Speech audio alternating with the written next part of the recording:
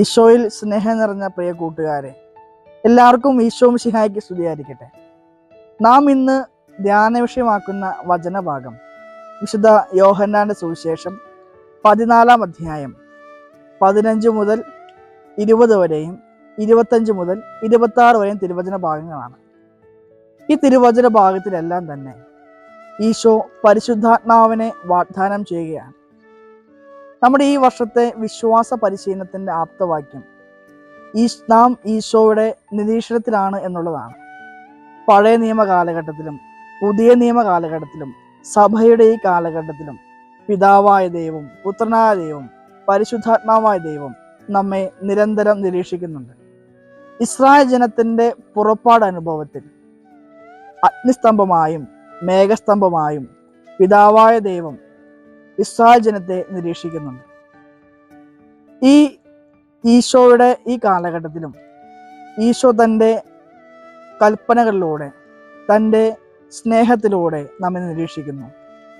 പരിശുദ്ധാത്മാവ് തൻ്റെ വരദാന ഫലങ്ങളിലൂടെ നമ്മെ നിരീക്ഷിക്കുന്നു.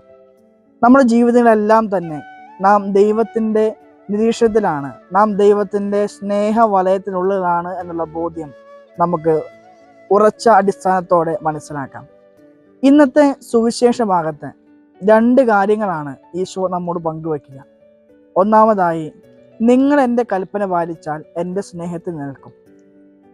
ഈശോയുടെ സ്നേഹത്തിൽ നിലനിൽക്കാനുള്ള ഏറ്റവും വലിയ പ്രധാനപ്പെട്ട നമ്മുടെ ഉത്തരവാദിത്വം എന്താണെന്ന് വെച്ചാൽ അത് ഈശോയുടെ കൽപ്പനകൾ പാലിക്കുക എന്നുള്ളതാണ്. എന്താണ് ഈ ദൈവകൽപ്പന? ഈ ദൈവകൽപ്പന ദൈവസ്നേഹവും മനുഷ്യ സ്നേഹവുമായി നമുക്ക് തരംതിരിക്കാം.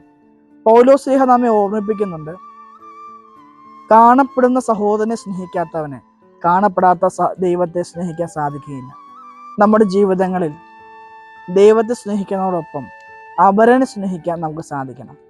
പത്രമാധ്യമങ്ങളിൽ ഈ അടുത്ത് ഒരു വാർത്ത വന്ന് നാം കാണുന്നുണ്ട്. ഒരു വാഹന അപകടത്തിൽപ്പെട്ട ഒരു സ്ത്രീയുടെ വസ്ത്രം നഷ്ടപ്പെട്ടു പോയി. തൻ്റെ ഉടുമുണ്ട് ഊരിക്കൊടുത്തുകൊണ്ട് ഒരു ചായക്കാരൻ, ചായ വിൽക്കുന്ന ഒരു മനുഷ്യൻ ആ സ്ത്രീയെ പുറപ്പിക്കുന്നുണ്ട്. നമ്മുടെ ജീവിതങ്ങളിൽ ഇപ്രകാരം നമ്മുടെ പരോപകാര പ്രവൃത്തി കൊണ്ട്, ദൈവസ്നേഹം കൊണ്ടും പരസ്നേഹം കൊണ്ടും ദൈവത്തെ മഹത്വപ്പെടുത്തിക്കൊണ്ട് ദൈവത്തിൻ്റെ സ്നേഹ നിരീക്ഷണത്തിനുള്ളിലാകാൻ പരിശ്രമിക്കാം. രണ്ടാമതായി ഈശോ നമ്മോട് പങ്കുവെക്കുന്ന കാര്യം, ഞാൻ നിങ്ങൾക്കൊരു ആശ്വാസദായകനെ, ഒരു സഹായകനെ നൽകും. ഈ ആശ്വാസദായകൻ ചെയ്യുന്ന കാര്യം എന്താണ്? ഞാൻ പഠിപ്പിച്ച കാര്യങ്ങൾ നിങ്ങളെ ഓർമ്മിപ്പിക്കും, അനുസ്മരിപ്പിക്കും. ഈശോയുടെ ഉദ്ധാനത്തിന് ശേഷം പരിശുദ്ധാത്മാവ് സ്ത്രീഹന്മാരുടെ മേൽ ഇറങ്ങി വന്നപ്പോൾ ഈശോ പഠിപ്പിച്ച ഓരോ കാര്യങ്ങളും അവർ മനസ്സിലാക്കുകയും ലോകത്തിൻ്റെ നാനാഭാഗങ്ങളിലേക്ക് ഈശോയുടെ സുവിശേഷം പങ്കുവച്ച് നൽകുകയും ചെയ്യുന്നുണ്ട്. നമ്മുടെ ജീവിതങ്ങളിൽ പരിശുദ്ധാത്മാവോട് നമുക്ക് പ്രാർത്ഥിക്കാം. ഓ പരിശുദ്ധാത്മാവെ, എൻ്റെ ബുദ്ധിയെ പ്രകാശിപ്പിക്കണമേ, ദൈവവചനം വായിക്കാനും മനസ്സിലാക്കാനും എന്നെ സഹായിക്കണമേ എന്നൊക്കെ പ്രാർത്ഥിക്കാം. മാമുദീസായിലൂടെ, സ്ഥൈര്യ ലേപനത്തിലൂടെ ഈ പരിശുദ്ധാത്മാവ് നിരന്തരം നമ്മെ ഓർമ്മിപ്പിക്കുന്നുണ്ട്, പഠിപ്പിക്കുന്നുണ്ട്, നമ്മുടെ കൂടെയുണ്ട്. ആ പരിശുദ്ധാത്മാവിനെ ദൈവവചന വായനയിലൂടെ, നമ്മുടെ വിശുദ്ധ കുർബാനയിലെ പങ്കാളിത്തത്തിലൂടെ, പ്രാർത്ഥനകളിലൂടെ ഉത്തേജിപ്പിക്കാൻ നമുക്ക് പരിശ്രമിക്കാം. അതിനായി സർവശക്തനായ ദൈവം നമ്മെ അനുഗ്രഹിക്കട്ടെ. ഈശോ നമ്മെ സമൃദ്ധമായി അനുഗ്രഹിക്കട്ടെ.